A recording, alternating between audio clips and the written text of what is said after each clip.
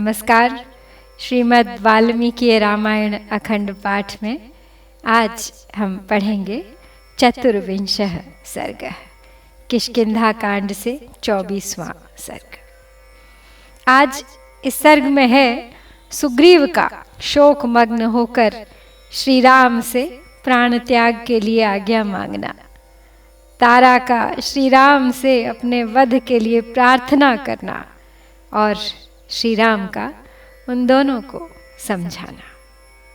तो चलिए प्रारंभ करते हैं आज का पाठ।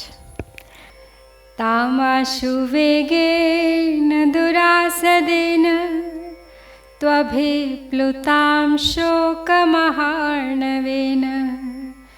पश्यंस्तदा बाल्यनुजस्तरस्वी भ्रातुर्वधेना प्रतिमेन तेपे स बाष्पूर्णेन मुखेन पश्यन् क्षणेन निर्विण्णमना मनस्वी जगाम रामस्य शनैः समीपं भृत्यैर्वृतः सम्परिदूयमानः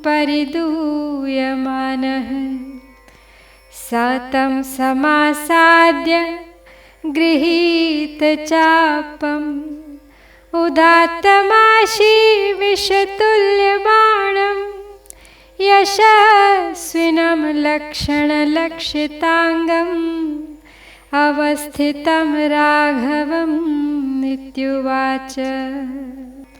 अत्यंत वेगशाली और दुस्सह शोक समुद्र में डूबी हुई तारा की ओर दृष्टिपात करके वाली के छोटे भाई वेगवान सुग्रीव को उस समय अपने भाई के वध से बड़ा संताप हो रहा था। हालांकि सुग्रीव के लिए ही वाली का वध हुआ, लेकिन अब अपने सामने अपने भाई को मृत देखा भी नहीं जा रहा था सुग्रीव से। उनके मुख पर आंसुओं की धारा बह चली, उनका मन खिन्न हो गया और वे भीतर ही भीतर कष्ट का अनुभव करते हुए अपने भृत्यों के साथ धीरे धीरे श्री रामचंद्र जी के पास गए। श्री रामचंद्र जी जिन्होंने धनुष ले रखा था, जिनमें धीरोदात्त नायक का स्वभाव विद्यमान था, जिनके बाण विषधर सर्प के समान भयंकर थे, जिनका प्रत्येक अंग सामुद्रिक शास्त्र के अनुसार उत्तम लक्षणों से लक्षित था तथा जो परम यशस्वी थे, वहां खड़े हुए उन श्री रघुनाथ जी के पास जाकर सुग्रीव इस प्रकार बोले। यथा प्रतिज्ञातम् इदं नरेंद्र कृतं त्वया दृष्टफलं च कर्म ममाद्य भोगेषु नरेंद्र सूनो मनोनिवृत्तं हतजीवितेन अस्यां महिष्यां तु भृशं रुदन्त्यां पुरे अति विक्रोशति दुःखतप्ते हते नृपे संशयिते अंगदे च न राम राज्ये रमते मनो मे क्रोधादमर्षात् अतिविप्रधर्षात् भ्रातुर्वधो मे अनुमतः पुरस्तात् हते त्विदानीं हरियूथपे अस्मिन् सुतीक्ष्णमिक्ष्वाकुवर प्रतप्स्ये श्रेयो अद्य मन्ये मम शैलमुखे तस्मिन् हि वासश्चिरवृषमूके यथा तथा वर्तयतः स्ववृत्त्याः नेमं निहत्य त्रिदिवस्य लाभः। तो सुग्रीव श्री रामचंद्र जी के पास जाकर उनसे कहते हैं कि हे नरेंद्र, आपने जैसी प्रतिज्ञा की थी उसके अनुसार यह काम कर भी दिखाया है आपने। इस कर्म का राज्य, लाभ, रूप, फल भी प्रत्यक्ष ही है, किंतु राजकुमार इससे मेरा जीवन निंदनीय हो गया है। अतः अब मेरा मन सभी भोगों से निवृत्त हो गया है। हे श्री राम, राजा वाली के मारे जाने से ये महारानी तारा अत्यंत विलाप कर रही हैं। सारा नगर दुख से संतप्त होकर चीख रहा है तथा कुमार अंगद का जीवन भी संशय में पड़ गया है। इन सब कारणों से अब राज्य में मेरा मन नहीं लग रहा है। इक्ष्वाकु कुल के गौरव श्री रघुनाथ जी, भाई ने मेरा बहुत अधिक तिरस्कार किया था, इसलिए क्रोध और अमर्ष के कारण पहले मैंने उसके वध के लिए अनुमति दे दी थी, परंतु अब वानर यूथपति वाली के मारे जाने पर मुझे बड़ा संताप हो रहा है। संभवतः जीवन भर यह संताप बना ही रहेगा। अपनी जातीय वृत्ति के अनुसार जैसे तैसे जीवन निर्वाह करते हुए उस श्रेष्ठ पर्वत ऋष्यमुख पर चिरकाल तक रहना ही आज मैं अपने लिए कल्याणकारी समझता हूँ। किंतु अपने इस भाई का वध कराकर अब मुझे स्वर्ग का भी राज्य मिल जाए तो मैं उसे अपने लिए श्रेयस्कर नहीं मानता। न त्वां जिघांसामि चरेति अन्माम् अयं महात्मा मतिमान् उवाच। तस्यैव तद्राम वचोनुरूपम् इदं वचः कर्म च मे अनुरूपम्। भ्राता कथं नाम महागुणस्य भ्रातुर्हं राम विरोचयेत। राज्यस्य दुःखस्य च वीरः सारम् विचिन्तयन् काम पुरस्कृतोऽपि। वधो हि मे मतो नासीत् स्वमाहात्म्यं व्यतिक्रमात्। ममासीत् बुद्धिदौरात्म्यात् प्राणहारी व्यतिक्रमः। द्रुमशाखावभग्नो अहं मुहूर्तं परिनिष्टनं। सान्त्वयित्वा त्वनेनोक्तो न पुनः कर्तुमर्हसि। भ्रातृत्वमार्य भावश्च धर्मश्चानेन रक्षितः। मया क्रोधश्च कामश्च कपित्वं च प्रदर्शितम्। अचिन्तनीयं परिवर्जनीयम् अनीप्सनीयं स्वनवेक्षणीयम्। प्राप्तो अस्मि पाप्मानम् इदं वयस्य। भ्रातुर्वधात् त्वाष्ट्रवधात् दिवेन्द्रः। तो सुग्रीव श्री राम से आगे कहते हैं कि बुद्धिमान महात्मा बाली ने युद्ध के समय मुझसे कहा था कि तुम चले जाओ, मैं तुम्हारे प्राण लेना नहीं चाहता। हे श्री राम, उनकी यह बात उन्हीं के योग्य थी और मैंने जो आपसे कहकर उनका वध कराया, मेरा वह क्रूरतापूर्ण वचन और कर्म मेरे ही अनुरूप है।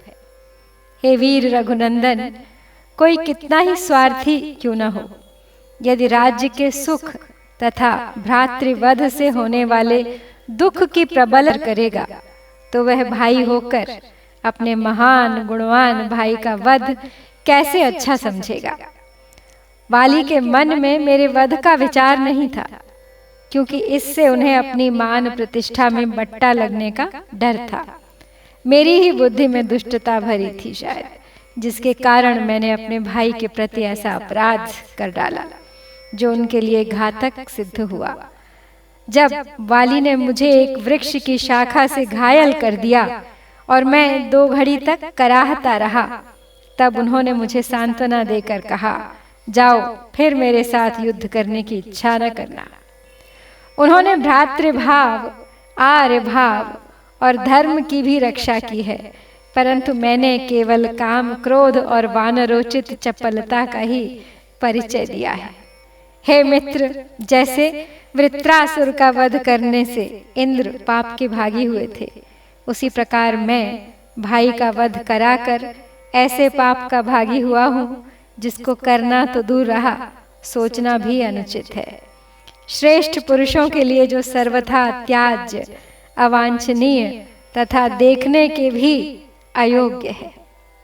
पापमानम् इंद्रस्य महीजलं च वृक्षाश्च कामं जगृहुः स्त्रियश्च को नाम पापमानमिमं सहेत शाखा मृगस्य प्रतिपत्तुमिच्छेत् नार्हामि सम्मानमिमं प्रजानां न यौवराज्यं कुत एव राज्यम् अधर्मयुक्तं कुलनाशयुक्तं एवं विधं राघव कर्म कृत्वा पापस्य कर्तास्मि विगर्हितस्य क्षुद्रस्य लोकापकृतस्य लोके शोको महान् मामभिवर्तते अयं वृष्टेर्यथा निम्नमिवाम्बुवेगः सौदर्यघाता परगात्रवालः संतापहस्ताक्षशिरो विषाणः एनो मयो मामभिहन्ति हस्ति दृप्तो नदीकूलमिवं प्रवृद्धः। तो सुग्रीव श्री राम से आगे कहते हैं कि इंद्र के पाप को तो पृथ्वी, जल, वृक्ष और स्त्रियों ने स्वेच्छा से ग्रहण कर लिया था, परंतु मुझ जैसे वानर के इस पाप को कौन लेना चाहेगा अथवा कौन ले सकेगा। रघुनाथ जी, अपने कुल का नाश करने वाला ऐसा पाप पूर्ण कर्म करके मैं प्रजा के सम्मान का पात्र नहीं रहा। राज्य पाना तो दूर की बात है, मुझ में युवराज होने की भी योग्यता नहीं है। मैंने वह लोक निंदित पाप कर्म किया है जो नीच पुरुषों के योग्य तथा संपूर्ण जगत को हानि पहुंचाने वाला है। जैसे वर्षा के जल का वेग नीची भूमि की ओर जाता है, उसी प्रकार यह भ्रातृवध जनित महान शोक सब ओर से मुझ पर ही आक्रमण कर रहा है। भाई का वध ही जिसके शरीर का पिछला भाग और पुच्छ है तथा उससे होने वाला संताप ही जिसकी सूंड, नेत्र, मस्तक और दांत हैं, वह पाप रूपी महान मदमत्त गजराज नदी तट की भांति मुझ पर ही आघात कर रहा है। अम्हो बतेदं नृवरा विषहयं नितते में हृदि साधुवित्तम् अग्नौ विवर्णं परितप्यमानं किट्टं यथा राघवजातरूपं महाबलानां हरियूथपानाम्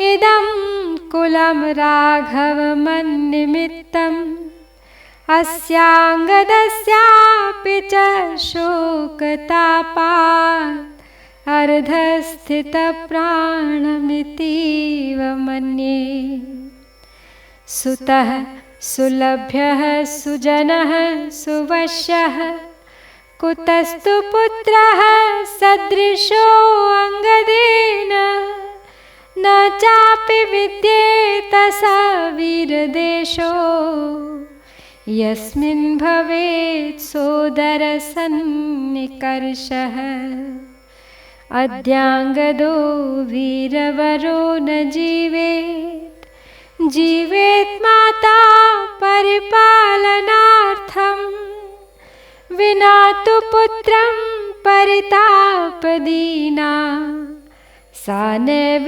जीवेदिति निश्चितं मे सोऽहं प्रवेक्ष्यामि अतिदीप्तमग्निं भ्रात्रा च पुत्रेण च सख्यमिच्छन् इमे विचेष्यन्ते हरिप्रवीराः सीतां निदेशे परिवर्तमाना।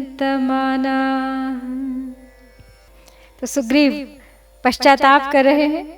आगे कहते हैं श्री राम से कि हे नरेश्वर, हे रघुनंदन, मैंने जो दुस्सह पाप किया है यह मेरे हृदय स्थित सदाचार को भी नष्ट कर रहा है। ठीक उसी तरह जैसे आग में तपाया जाने वाला मलिन सुवर्ण अपने भीतर के मल को नष्ट कर देता है।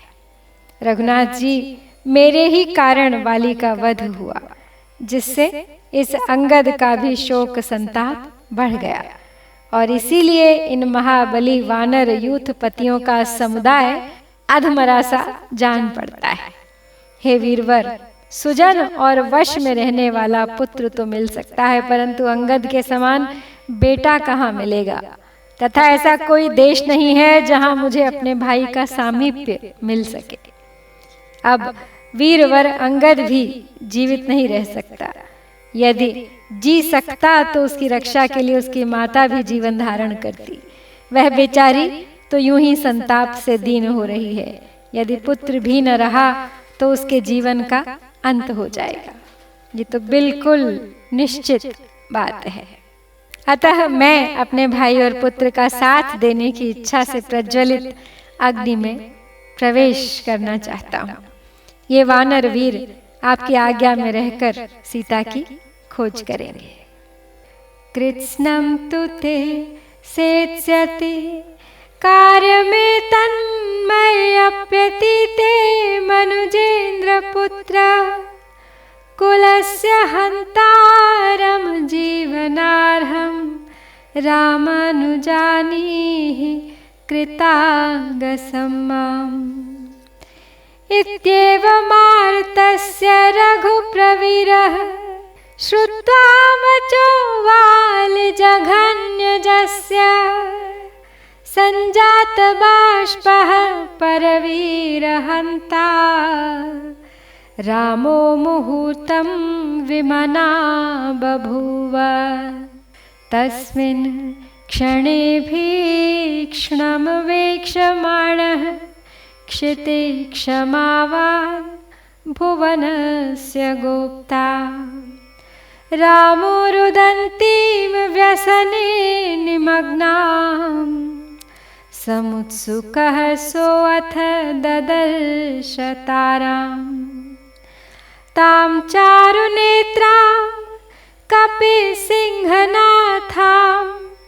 पतिं समाश्लिष्य तदा शयानाम् उत्थापयामासुरदीनसत्त्वां मन्त्रिप्रधानाः कपिराजपत्नी सा विस्फुरन्ती परिरभ्यमाणा भर्तुः समीपादपनीयमाना ददर्श रामं क्षरचापपाणिं स्वतेजसा सूर्यमिव ज्वलन्तम्। तो सुग्रीव भी अपने भाई की चिता के साथ आत्मदाह करना चाहते हैं। आगे कहते हैं श्री राम से कि हे राजकुमार, मेरी मृत्यु हो जाने पर भी आपका सारा कार्य सिद्ध हो जाएगा। मैं कुल की हत्या करने वाला और अपराधी हूँ, अतः संसार में जीवन धारण करने के योग्य नहीं हूँ। इसलिए हे श्री राम, मुझे प्राण त्याग करने की आज्ञा दीजिए। तो इस प्रकार दुख से आतुर हुए सुग्रीव के वचन सुनकर शत्रुवीरों का संहार करने में समर्थ रघुकुल के वीर भगवान श्री राम के नेत्रों से आंसू बहने लगे। वे 2 घड़ी तक मन ही मन दुख का अनुभव करते रहे। श्री रघुनाथ जी पृथ्वी के समान क्षमाशील और संपूर्ण जगत की रक्षा करने वाले हैं। उन्होंने उस समय अधिक उत्सुक होकर जब इधर उधर बारंबार दृष्टि दौड़ाई, तब शोक मग्ना तारा उन्हें दिखाई दी, जो अपने स्वामी के लिए रो रही थी। तो कपियों में सिंह के समान वीर वाली, जिसके स्वामी एवं संरक्षक थे, जो वानर राज वाली की रानी थी, जिसका हृदय उदार और नेत्र मनोहर थे, वह तारा उस समय अपने मृत पति का आलिंगन करके पड़ी हुई थी। श्री राम को आते देख प्रधान मंत्रियों ने तारा को वहां से उठाया।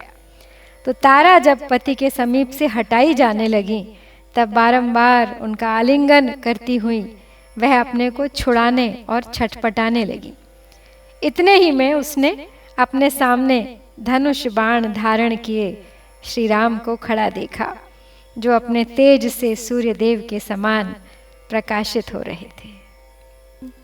सुसंवृतं पार्थिव लक्षणैश्च तं चारुनेत्रं मृगशावनेत्रा अदृष्टपूर्वं पुरुष प्रधानम् अयं सकाकुत्स्थ इति प्रजज्ञे तस्येन्द्रकल्पस्य दुरासदस्य महानुभावस्य समीपमार्या आर्तातितूर्णं व्यसनं प्रपन्ना जगाम तारा परिविह्वलन्ती तं सा समासाद्य विशुद्धसत्त्वं शोकेन सम्भ्रान्त शरीरभावा मनस्विनी वाक्यमुवाच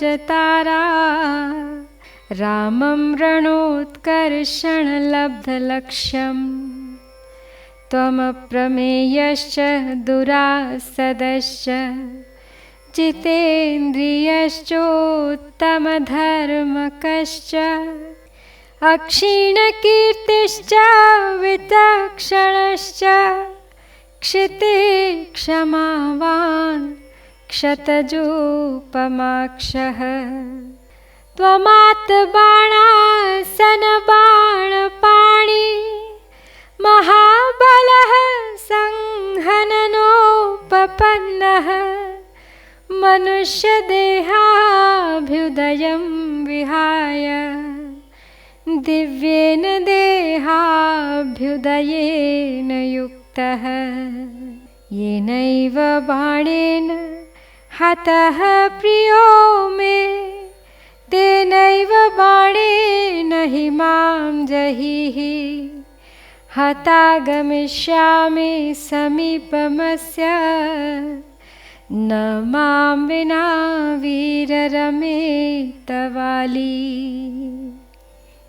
जब तारा अपने पति की देह के साथ आलिंगन में थी, उन्हें छुड़ाया जा रहा था, वो छटपटाने लगी। तभी श्री राम उनके समक्ष आ पहुँचे। वे राजोचित शुभ लक्षणों से संपन्न थे। उनके नेत्र बड़े मनोहर थे। उन पुरुष प्रवर श्री राम को, जो पहले कभी देखने में नहीं आए थे, देखकर मृग शावक नयनी तारा समझ गई कि ये ही काकुत्स्थ कुलभूषण श्री राम हैं। उस समय घोर संकट में पड़ी हुई शोक पीड़ित आर्या तारा अत्यंत विह्वल हो गिरती पड़ती तीव्र गति से महेंद्र तुल्य दुर्जय वीर महानुभाव भगवान श्री राम के समीप गई। शोक के कारण वह अपने शरीर की भी सुध बुध खो बैठी थी। भगवान श्री राम विशुद्ध अंतःकरण वाले तथा युद्ध स्थल सबसे अधिक निपुणता के कारण लक्ष्य भेदने में अचूक थे। उनके पास पहुंचकर वह मनस्विनी तारा इस प्रकार बोली, हे रघुनंदन, आप अप्रमेय हैं, यानी देश काल और वस्तु की सीमा से रहित हैं। आपको पाना बहुत कठिन है। आप जितेंद्रिय तथा उत्तम धर्म का पालन करने वाले हैं। आपकी कीर्ति कभी नष्ट नहीं होती। आप दूरदर्शी एवं पृथ्वी के समान क्षमाशील हैं। आपकी आँखें कुछ लाल लाल हैं। आपके हाथ में धनुष और बाण शोभा पा रहे हैं। आपका बल महान है। आप सुदृढ़ शरीर से संपन्न हैं और मनुष्य शरीर से प्राप्त होने वाले लौकिक सुख का परित्याग करके भी दिव्य शरीर के ऐश्वर्य से युक्त हैं। अतः मैं प्रार्थना करती हूँ आपसे कि जिस बाण से मेरे प्रियतम पति का वध किया है आपने, उसी बाण से आप मुझे भी मार डालिए।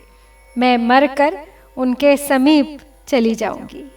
हे वीर, मेरे बिना वाली कहीं भी सुखी नहीं रह सकेंगे।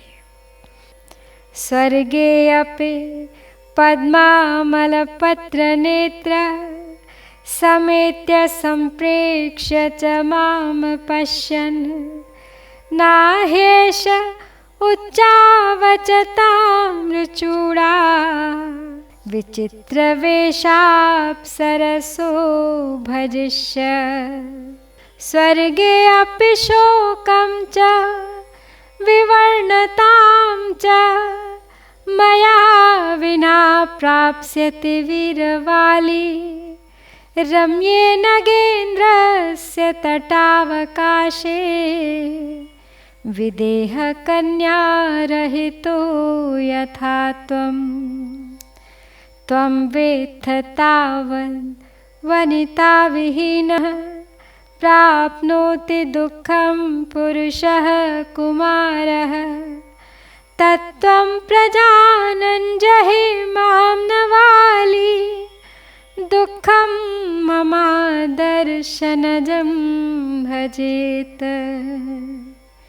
यच्चापि मन्येत् भवान् महात्मा स्त्रीघातदोषस्तु भवेन्न मह्यम्। आत्मेयमस्येति हि मां जहि त्वं न स्त्रीवधः स्यान्मनुजेन्द्र पुत्र। तो तारा श्री राम से आगे कहती हैं कि हे अमल कमल दल लोचन राम, स्वर्ग में जाकर भी जब वाली सब ओर दृष्टि डालने पर मुझे नहीं देखेंगे, तब उनका मन वहाँ कदापि नहीं लगेगा। नाना प्रकार के लाल फूलों से विभूषित चोटी धारण करने वाली तथा विचित्र वेशभूषा से मनोहर प्रतीत होने वाली स्वर्ग की अप्सराओं को वे कभी स्वीकार नहीं करेंगे। हे वीरवर, स्वर्ग में भी वाली मेरे बिना शोक का अनुभव करेंगे और उनके शरीर की कांति फीकी पड़ जाएगी। वे उसी तरह दुखी रहेंगे जैसे गिरिराज ऋष्यमुख के सुरम्य तट प्रांत में विदेह नंदिनी सीता के बिना आप कष्ट का अनुभव करते हैं। स्त्री के बिना युवा पुरुष को जो दुख उठाना पड़ता है, उसे आप अच्छी तरह जानते हैं। इस तत्व को समझकर आप मेरा वध कर दीजिए, जिससे वाली को मेरे विरह का दुख न भोगना पड़े।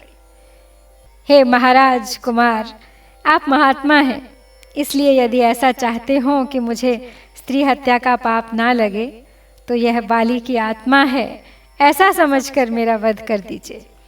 इससे आपको स्त्री हत्या का पाप नहीं लगेगा।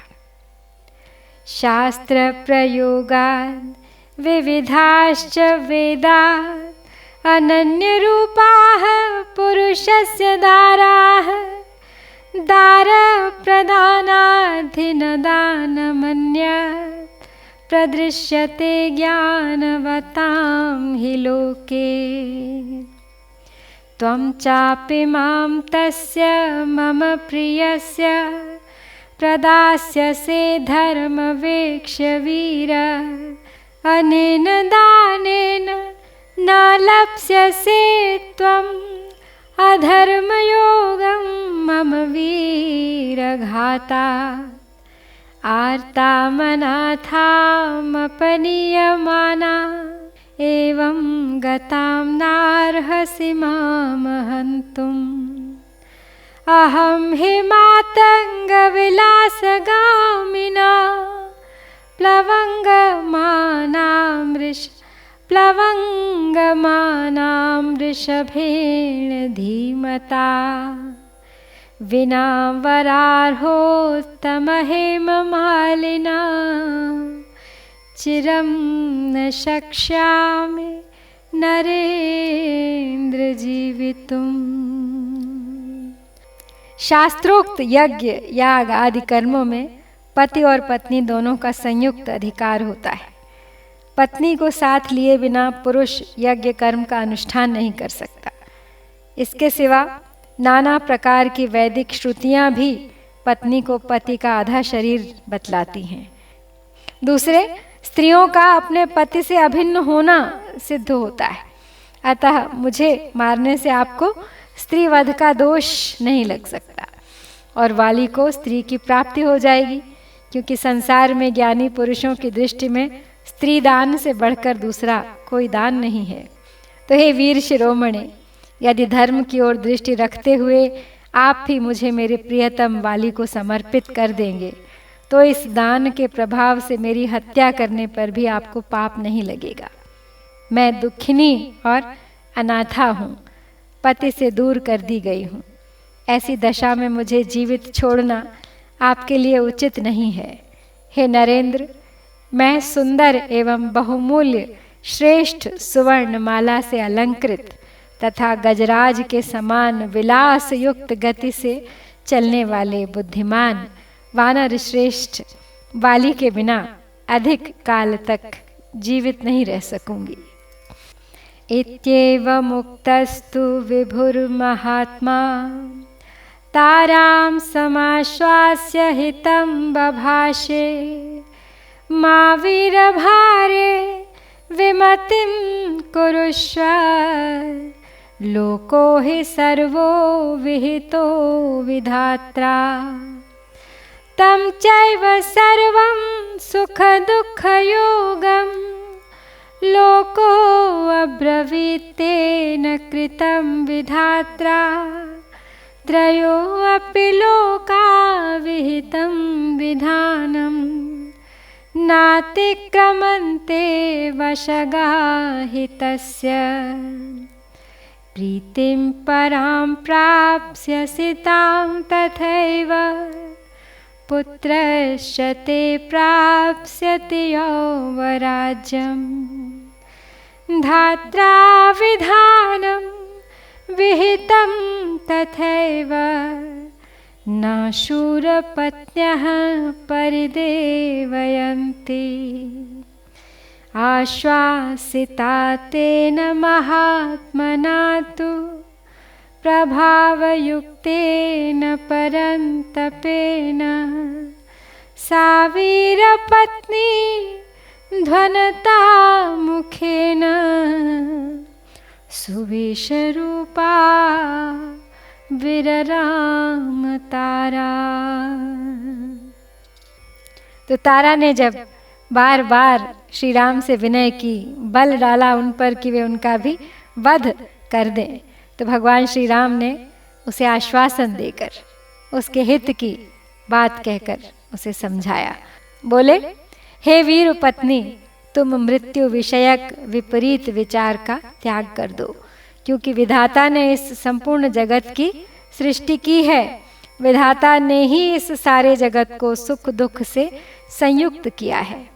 यह बात साधारण लोग भी कहते और जानते हैं। तीनों लोकों के प्राणी विधाता के विधान का उल्लंघन नहीं कर सकते, क्योंकि सभी उसके अधीन हैं। तुम्हें पहले की ही भांति अत्यंत सुख एवं आनंद की प्राप्ति होगी तथा तुम्हारा पुत्र युवराज पद प्राप्त करेगा। विधाता का ऐसा ही विधान है।